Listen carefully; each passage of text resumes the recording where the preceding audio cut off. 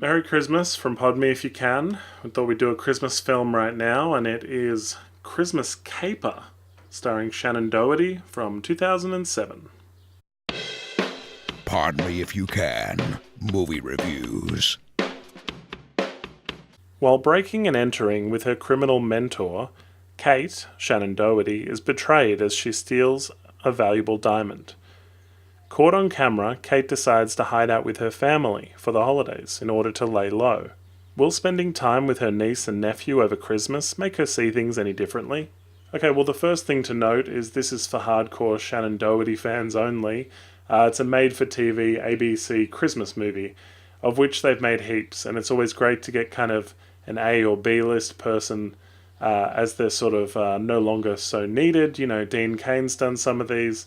You see sort of fallen from grace types picking up these Christmas roles.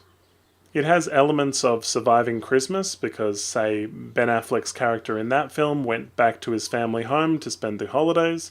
Shannon Doherty has that same kind of nostalgic journey here where she realizes the importance of Christmas. But I suppose it also has elements of like a Christmas heist movie like Reindeer Games or Bad Santa, where there is an element of stealing going on. The kids are described as the spawn of Satan by the previous babysitter as Shannon Doherty is walking her out. Now the daughter is practically perfect. She's the biggest goody two-shoes in the world, so this is a very inaccurate description. And the boy is just a prankster. Shannon Doherty's character, who is a thief, tries to teach him a few thieving tricks before she turns good, as expected. But they're hardly the spawn of Satan. Her sister, the mother of these kids, is described as the perfect one, making Kate the black sheep of the family. The real parents are stuck on the tropical island holiday with no flights, and the last resort babysitter is Kate. Her love interest is someone she dated for 5 years, and he's now the sheriff in town. See, he's the law, and she's a criminal. It's a very original gimmick, isn't it? Her best friend is basically there for exposition, and it's very unclear how they became friends. Duffy is so different to her. It makes no sense, like their friendship, but just to give you an example, he's a guy who lives in the furniture shop where he works. He sleeps in the bed there and, cleans his clothes in the dryers.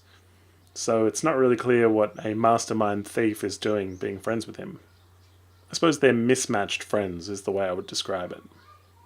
Now, annoying tropes of this film include the fact that she has to host a Christmas party for the whole neighborhood in 2 days, as well as join the neighborhood caroling choir.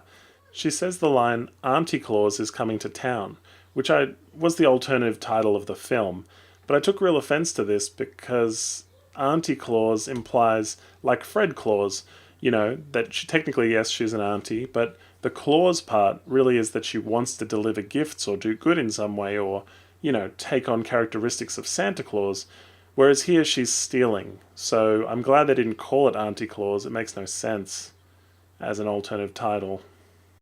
The whole caper has major problems. It's not clear how she's going to steal everyone's stuff, where she would keep it. The fact is she doesn't rent a van. She's going from house to house in the neighborhood in a montage, and we're not seeing where she's going to put that television set, that she's taking. Also, nobody locks their doors. Nobody has alarms. Nobody has cameras. So it is the, nicest neighborhood, basically most burglar-friendly. The worst part technically about this film is that there are several odd zooms. They basically look like dodgy camera work, and they're these really terrible moments where they punctuate and really let you know that you're watching a movie. Also, the diamond in the film that is stolen by her mentor in the opening scenes and leaving Kate as a wanted criminal, they basically have a scene where it's going to be sold to the highest bidder, and the highest bidder offers $375,000, and that is accepted.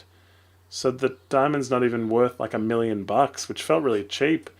The stakes went way down in the film because of that. I realized $375,000 is a lot of money, but in a film, a big diamond is supposed to be worth millions, so it felt like that was the highest bid. There's some really ordinary acting in the film. Obviously, it's a made-for-TV film. People are just happy to work on it. But there's a couple of stupid lines like, there's a stain in the carpet, and someone says, oh, I'll have to get that cleaned tomorrow, but tomorrow's Christmas, so that doesn't make sense. Just stuff that really takes you out of the movie. Basically, it's fairly wholesome, it's G-rated, it's very predictable stuff, it's incredibly forgettable, and everything that you think will happen happens. If you're a fan of Shannon Doherty, maybe watch it, but honestly, it's not her best work. Merry Christmas! Thanks for watching. If you like what you see, please hit the subscribe button. Like us on Facebook and follow us on Twitter. Check out our podcast at www.podmeifyoucan.com.